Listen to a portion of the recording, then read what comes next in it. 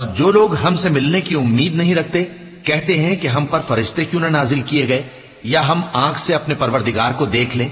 یہ اپنے خیال میں بڑائی رکھتے ہیں اور اسی بنا پر بڑے سرکش ہو رہے ہیں. جس دن یہ فرشتوں کو دیکھیں گے اس دن گناہگاروں کے لیے کوئی خوشی کی بات نہیں ہوگی اور کہیں گے کہیں کوئی رکاوٹ کھڑی کر دی جائے. اور جو انہوں نے عمل کیے ہوں گے ہم ان کی طرف متوجہ ہوں گے تو ان کو بکھرا ہوا غبار کر دیں گے. اس دن اہل جنت کا ٹھکانہ بھی بہتر ہوگا اور ان کے آرام کی جگہ بھی خوب ہوگی. جس دن آسمان ابر سے پھٹ جائے گا اور فرشتے نازل کیے جائیں گے اس دن سچی بادشاہی رحمان ہی کی ہوگی اور وہ دن کافروں پر سخت مشکل ہوگا.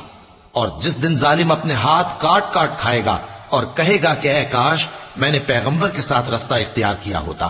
ہائے شامت، کاش میں نے فلاں شخص کو دوست نہ بنایا ہوتا، اس نے مجھ کو کتاب نصیحت کے میرے پاس آنے کے بعد بہکا دیا.